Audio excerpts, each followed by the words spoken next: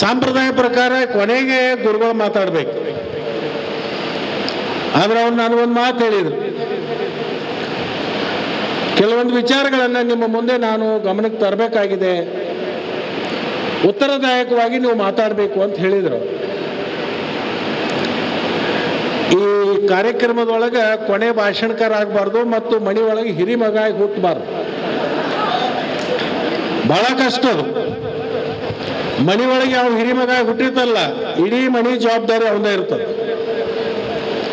ಎಲ್ಲರೂ ಸಮನಾಗಿ ತಗೊಂಡು ಹೋಗ್ಬೇಕಾಗಿರ್ತಕ್ಕಂಥ ಹೊಣೆಗಾರಿಕೆ ಕೂಡ ಅವನಿಗೆ ಇರ್ತದೆ. ಈ ಭಾಷಣದೊಳಗೆ ಕೊನೆ ಭಾಷಣ ಮಾಡೋರ್ದು ಅಷ್ಟೇ ಪರಿಸ್ಥಿತಿ ಕಷ್ಟ. ಯಾಕಂದ್ರೆ ಎಲ್ಲ ವಿಷಯಗಳನ್ನು ಮಾತಾಡಿರ್ತಾರೆ.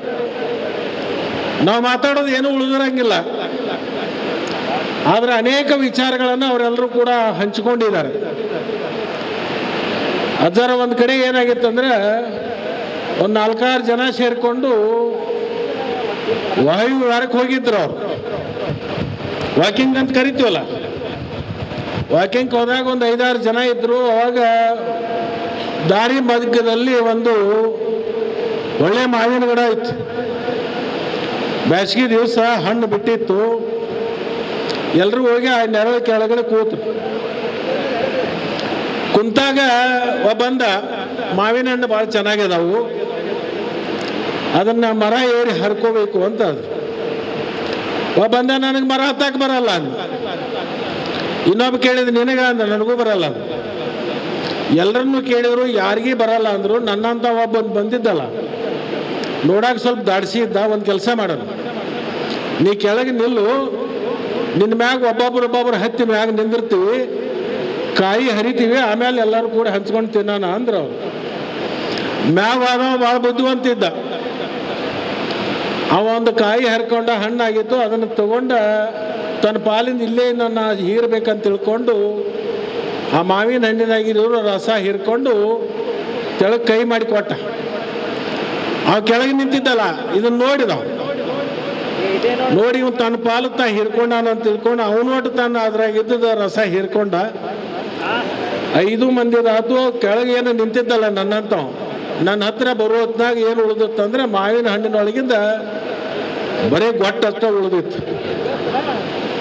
ಹಂಗೆ ಎಲ್ಲರೂ ಮಾತಾಡಿ ನನ್ನ ಕೈಯಾಗ ಕೊಟ್ಟಿದ್ದಾರೆ. ನಾ ಏನು ಮಾಡ್ಬೇಕಾಗಿದೆ ಅಂದ್ರೆ, ಅದ್ರಾಗಿನ ರಸ ನನ್ನ ಬಗ್ಗೆ ಆಲೋಚನೆ ಮಾಡಕತ್ತಿಲ್ಲ, ಅದರ ಒಳಗಿರ್ತಕ್ಕಂಥ ಸರಿ ಏನದ ಅದನ್ನ ನಾನು ಆಲೋಚನೆ ಮಾಡಕತ್ತಿಲ್ಲ. ನಾನು ಸಿಕ್ಕಿರ್ತಕ್ಕಂಥ ಗೊಟ್ಟವನ್ನ ಸಿಂದಗಿ ಗ್ರಾಮದ ಮಣ್ಣಿನೊಳಗೆ ಹಾಕಿ ಅದಕ್ಕೆ ನೀರ ಗೊಬ್ಬರ ಕೊಟ್ಟು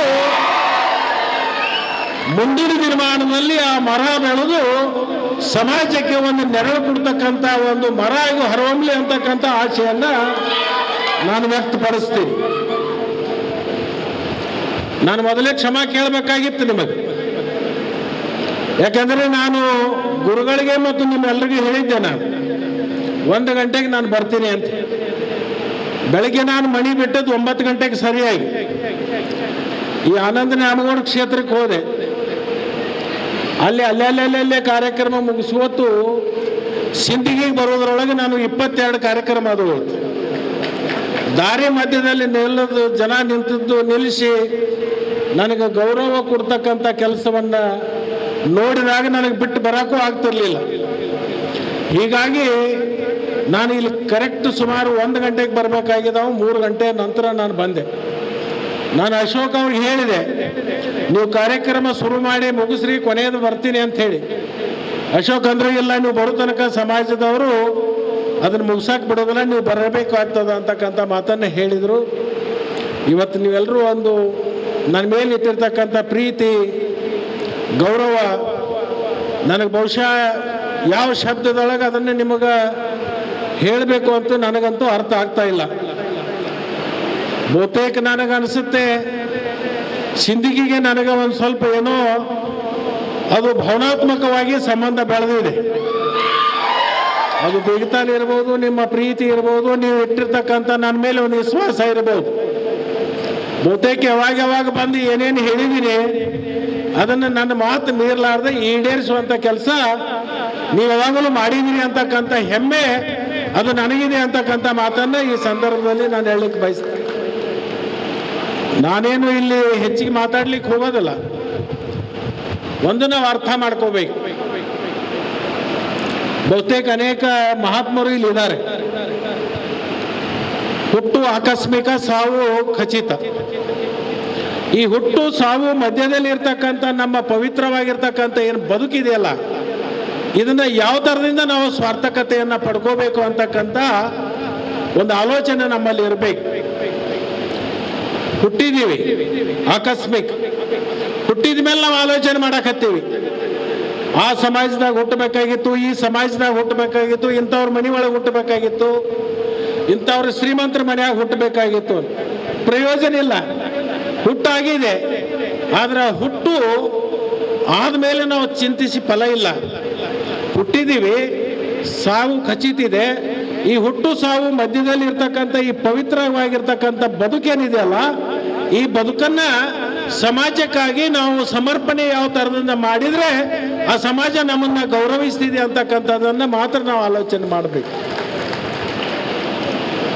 ಅದಕ್ಕೆ ನಾನು ಇಷ್ಟೇ ಹೇಳ್ತೀನಿ, ಎಲ್ಲರೂ ಹೇಳಿದರು ನಮ್ಮ ಸಮಾಜದ ಬಗ್ಗೆ ಗೌರವ ಇರಬೇಕು, ನಿಜ, ನಮ್ಮ ಸಮಾಜದ ಬಗ್ಗೆ ಗೌರವ ಇರಬೇಕು. ಇನ್ನೊಂದು ಸಮಾಜದ ಬಗ್ಗೆ ನಮಗೆ ಅತ್ಯಂತ ಗೌರವ ಇರಬೇಕು. ಇವತ್ತು ಕೇವಲ ಒಂದು ಸಮಾಜದಿಂದ ನಾವು ಯಾವುದು ಕೂಡ ಸಾಧಿಸಲಿಕ್ಕೆ ಸಾಧ್ಯ ಆಗೋದಿಲ್ಲ.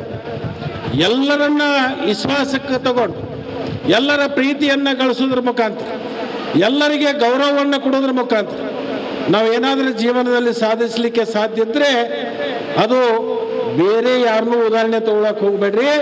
ಈ ನಿಮ್ಮ ಮಣಿ ಮಗ ಲಕ್ಷ್ಮಣ ಸವದಿ ಒಬ್ಬರೇ ಉದಾಹರಣೆ ಸಾಕು ಅಂತಕ್ಕಂಥ. ನನ್ನ ಕ್ಷೇತ್ರದಲ್ಲಿ ಸಾಹೇಬರಿಗೆ ಗೊತ್ತದ, ಜಗಜೀವಿ ಸಾಹೇಬರಿಗೆ ಅನೇಕ ಸಮಾಜಗಳಿದಾವೆ. ಇವತ್ತು ನೀವೆಲ್ಲರೂ ಸೇರ್ಕೊಂಡು ಗಾಣಿಗೆ ಸಮಾಜ ವಿದ್ಯಾರ್ಥಿಗಳನ್ನು ಕರೆದು ಪುರಸ್ಕಾರ ಸಮಾರಂಭ ಮಾಡಿದ್ದೀರಿ. ಆದರೆ ಮೊನ್ನೆ ನಾನು 2 ತಿಂಗಳ ಹಿಂದೆನೆ ನಮ್ಮ ಅತನಿ ಒಳಗೆ ಪಕ್ಷಾತೀತವಾಗಿ, ಜಾತ್ಯತೀತವಾಗಿ SSLCಯಲ್ಲಿ 85ಕ್ಕಿಂತಲೂ ಹೆಚ್ಚು ಅಂಕ ಪಡೆದವರು, PVCಯಲ್ಲಿ 85ಕ್ಕಿಂತಲೂ ಹೆಚ್ಚು ಅಂಕವನ್ನು ಪಡೆದವರು ಪಟ್ಟಿ ಮಾಡಿದೆ ನಾನು ಇಲಾಖೆಯಿಂದ. ಸುಮಾರು 2342 ಜನ ಆಯ್ತು. ಸುಮಾರು 8ರಿಂದ 10,000 ಜನ ಬಂದರು. ಆ ಎಲ್ಲ ಸಮಾಜದ ವಿದ್ಯಾರ್ಥಿಗಳನ್ನು ಕರೆಸಿ ಒಂದು ಕಡೆ ಒಂದು ವೇದಿಕೆಯನ್ನು ಸಜ್ಜು ಮಾಡಿ 8ರಿಂದ 10,000 ಜನರನ್ನು ಕೂಡಿಸಿ ಆ ಸುಮಾರು 2346 ವಿದ್ಯಾರ್ಥಿಗಳನ್ನು ನಾವು ಪುರಸ್ಕಾರವನ್ನು ಮಾಡಿ ಅವರನ್ನು ಗೌರವಿಸಿ ಕಳಿಸಿದ್ದು ಬಹುತೇಕ ಕರ್ನಾಟಕದಲ್ಲಿ ಅದು ಮೊದಲನೇ ಬಾರಿಗೆ ಆಗಿದೆ ಅಂತಕ್ಕಂಥ ಮಾತನ್ನು ಈ ಸಂದರ್ಭದಲ್ಲಿ ನಾನು ಹೇಳಲಿಕ್ಕೆ ಬಯಸ್ತೀನಿ.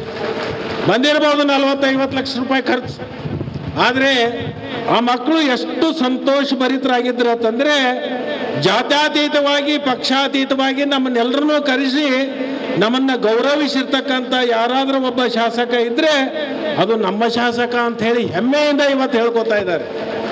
ಅದು ಒಂದು ಭಾಗ ಇರ್ಬೋದು.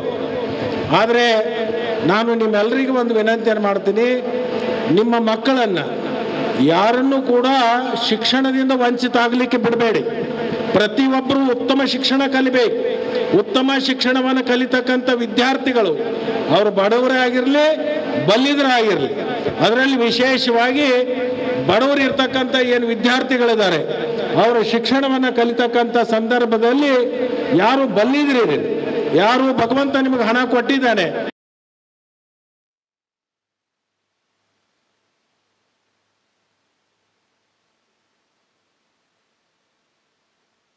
ನನಗೆ ಕೊಟ್ಟಿರ್ತಕ್ಕಂಥ ಇದೊಂದು ಕೊಡುಗೆ ಅಂತಕ್ಕಂಥ ಮಾತು ಆ ಮಕ್ಕಳಿಂದ ಬರಬೇಕು. ಅಂತ ಕೆಲಸವನ್ನ ನೀವು ಮಾಡಬೇಕು ಅಂತಕ್ಕಂಥ ಮಾತನ್ನ ಈ ಸಂದರ್ಭದಲ್ಲಿ ಹೇಳಿ, ವಿಶೇಷವಾಗಿ ಗುರುಗಳು ಕೆಲವೊಂದು ಮಾತನ್ನ ಹೇಳಿದರು.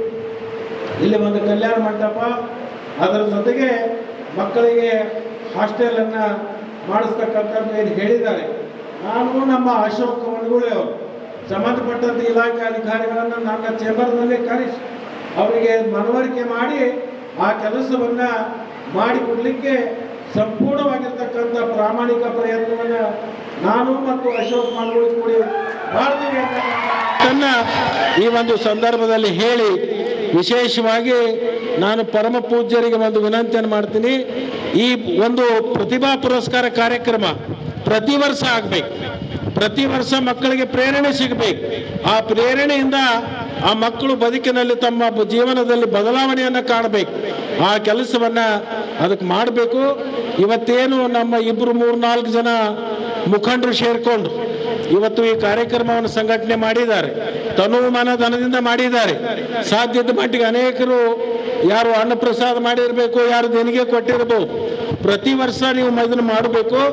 ಇದರಿಗೋಸ್ಕರನೇ ಒಂದು ಸಂಘ ರಚನೆ ಮಾಡಿ, ಇದರಿಗೋಸ್ಕರನೇ ಒಂದು ಸಂಘ ರಚನೆ ಮಾಡಿಕೊಂಡು ಪ್ರತಿ ವರ್ಷ ಸಿಂದಗಿ ತಾಲೂಕದಲ್ಲಿರ್ತಕ್ಕಂಥ ಎಲ್ಲ ಪ್ರತಿಭಾವಂತ ಮಕ್ಕಳನ್ನು ಕರೆದು ಅವರನ್ನು ಗೌರವಿಸಿ, ಅವರಿಗೆ ಸತ್ಕರಿಸಿ, ಅವರಿಗೆ ಪ್ರೇರಣೆ ಕೊಡುವಂಥ ಏನು ಕೆಲಸ ಮಾಡ್ತಿರಲ್ಲ ಅದಕ್ಕೊಂದು ಟ್ರಸ್ಟ್ ಮಾಡಿರಿ.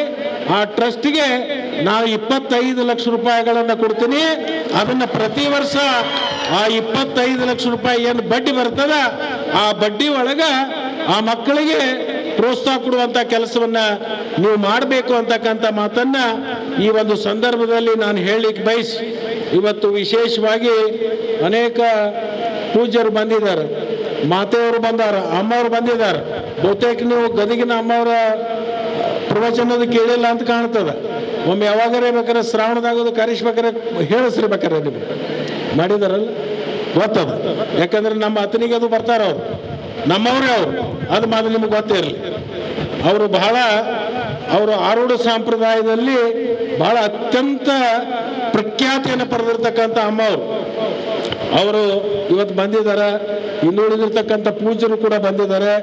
ನಾನು ಪೂಜೆಯಲ್ಲಿ ವಿನಂತಿಯನ್ನು ಮಾಡ್ಕೋತೀನಿ, ನೀವು ಆದಷ್ಟು ಬೇಗನೆ ಆ ಚಿತ್ರದುರ್ಗವನ್ನು ಬಿಟ್ಟು ಆದಷ್ಟು ಬೇಗನೆ ಈ ಭಾಗಕ್ಕೆ ಬರಬೇಕು.